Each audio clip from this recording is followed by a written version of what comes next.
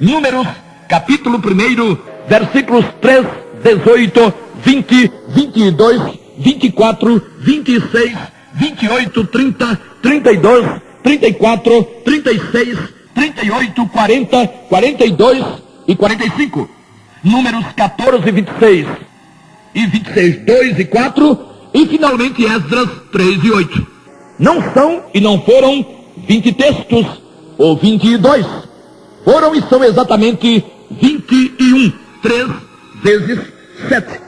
Se alguém quiser discutir, aproveite e discuta logo direto com Deus. Enquanto estiver no reino dos céus, ninguém tem ou terá o que ser perdoado ou do que ser perdoado.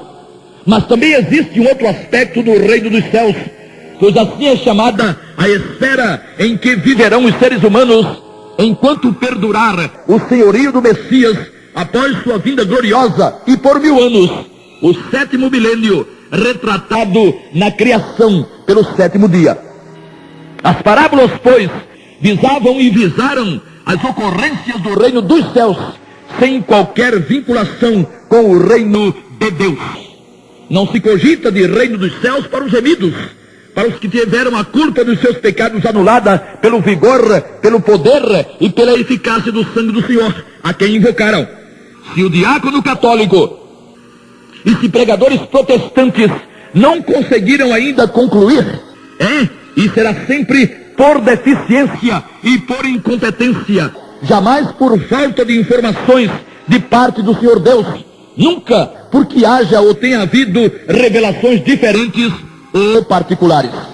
A Bíblia que portamos é a mesma Bíblia que portam todos, com algumas questões semânticas e com alguns erros de tradução, fatos absolutamente admissíveis quando ideias e conceitos são transferidos de cultura e de idioma. Alguém já disse, e o disse pleno de acerto, a Bíblia é a palavra de Deus nas línguas originais. Não dá para fugir dessa conceituação, uma vez que, sem que se observe os contextos histórico, linguístico e cultural, uma tradução pode não retratar legitimamente a verdade. Providenciou o Altíssimo para que, no caso de sua palavra, as falhas de traduções não afetassem, ou de tradução, não afetassem a mensagem central. Então, não existe desculpa que sirva para esse tipo de pregação absurda, incoerente e aviltante, onde o Senhor Jesus aparece como um mero ajudante na salvação de alguém, precisando esse alguém participar de tal modo que, falhando, perder-se-ia, voltando à sua condição de inimigo de Deus, e ficando o sangue de Jesus sem valia nenhuma. O chamado cristianismo vive de inverter valores. Para muitos vale o que não vale. Bem, para eles vale, só não vale para Deus. É o que acontece com a triste afirmação do diácono, que insistimos, vive sendo repetida por esse mundão afora. A certeza da salvação é invenção humana. Só podemos ter esperança de sermos salvos. Certeza, jamais. E por acaso, antes, quando não era o Verbo eterno, ainda o Cristo de Deus, o Messias, já não existia esperança, não? Antes de morrer Jesus, não existia esperança? Qual o povo, qual a civilização, qual a cultura que não cultivou a esperança no trato da coisa desconhecida e eterna? Se tudo o que o Senhor Jesus tivesse conseguido com sua vida, com seu sacrifício e com sua morte, houvesse sido esperança para os que nele confiaram e o invocaram, como afirmam esses muitos já citados, então, aí sim, ele mereceria esse tratamento grotesco, humilhante e absurdo, o tratamento de um salvador fracassado, medíocre, esquálido. Esperança todo mundo tem, mesmo sem ser remido. Se o tal diácono não consegue ter certeza, é problema dele. Aliás, incerteza quanto à salvação eterna será sempre um problema de quem vive tal incerteza, sem que Deus e sem que o Salvador tenham nada a ver com isso. Indubitavelmente, muito pior que ser salvo sem ter certeza é ter certeza sem ser salvo, ou é ter certeza de ser salvo sem o ser. Mas quem passa a vida e o tempo correndo atrás da intercessão de Maria, dos santos e dos anjos, admitindo valor em rezas, orações e velas, confiando na guarda de um dia da semana, sábado ou domingo, fazendo fé na fidelidade nos dízimos e ofertas, atribuindo a uma tal de perseverança poder para sustentar alguém na presença do Senhor, enquanto continua a pecar, como peca quando tece comentários mentirosos sobre a obra perfeita do Cordeiro de Deus, a exemplo do exemplo que analisamos, quem passa a vida nessa agonia não poderia ter mesmo nem a menorzinha nesga de certeza.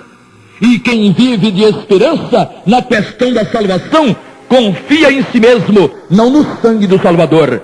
E confia tanto em si mesmo, que sabendo quem é, um pecador nojento e desobediente, não afirma nunca estar salvo para sempre. E como poderia, se peca de minuto em minuto? Afirmar salvação eterna, absoluta, irretorquível, irretocável, irremovível, perfeita e completa, só pode afirmar quem, tendo deixado de confiar no que seria ou poderia ser capaz de fazer, abriu mão dessa tolice toda, passando a confiar totalmente no poder e na eficácia do sangue do Senhor.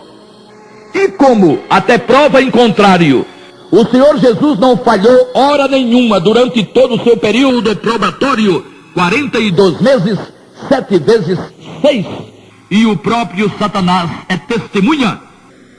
Então, confiar no sangue de Jesus, como confiou o remido, e invocar o bendito nome do Senhor, resulta mesmo na mais absoluta certeza.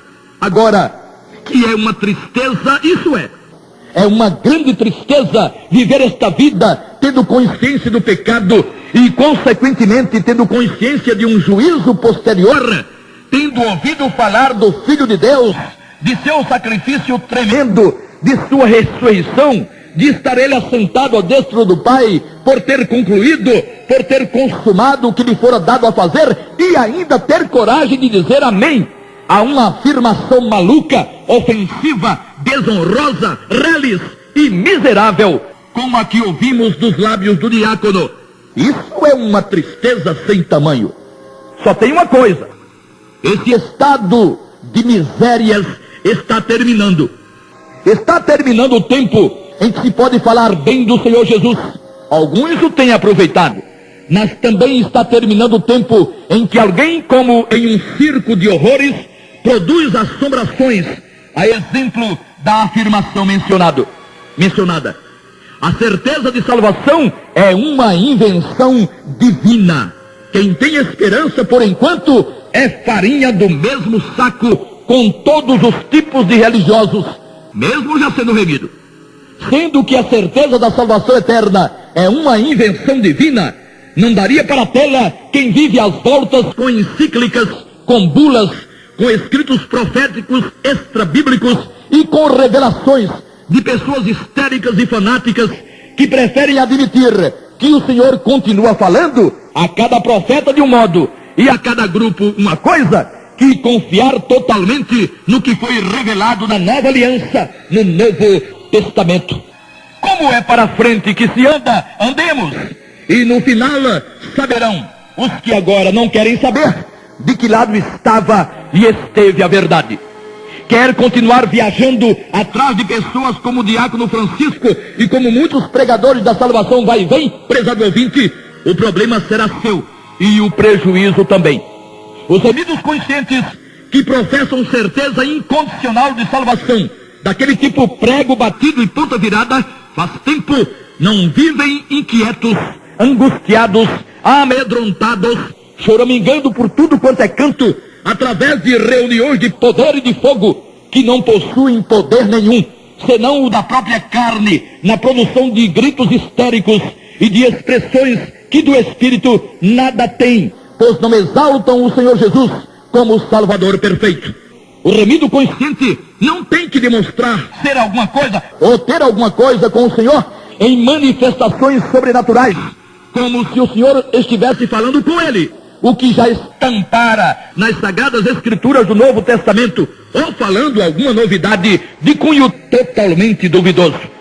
Quem ainda não desfruta de certeza inquebrantável de vida eterna, desonra ao Senhor Jesus sem tirar nem pôr, tendo já invocado o seu nome. Os demais nem a isso chegam, como no caso do diácono Francisco, que jamais confiou no poder e na eficácia do precioso sangue do Filho de Deus, ainda que viva a tecer-lhe elogios rasgados, enaltecendo-lhe a maneira de viver, o moral e as virtudes, como personagem de tremendo poder, a quem se submetiam as próprias forças da natureza. É verdade que ter certeza de salvação é luxo, mas é um luxo que o Senhor conquistou para o remido, na mesma hora em que ele conquistava junto ao Pai perdão total, com justificação, com adoção, com regeneração, com reconciliação, com imputação e com outras coisinhas, entre aspas, encontradas na doutrina da salvação, a soteriologia. Se alguém se sente infeliz, vivendo sem certeza de salvação, mas hipocritamente fingindo alegria, ninguém tem nada com isso. Todavia, que tal incerteza é uma afronta e um descaso ao precioso sangue de Jesus, não precisa ser nenhum gênio para perceber e concluir. O bem vem aí, para quem gosta e para quem não gosta também, sendo remido, é claro. Aos remidos, graça e paz.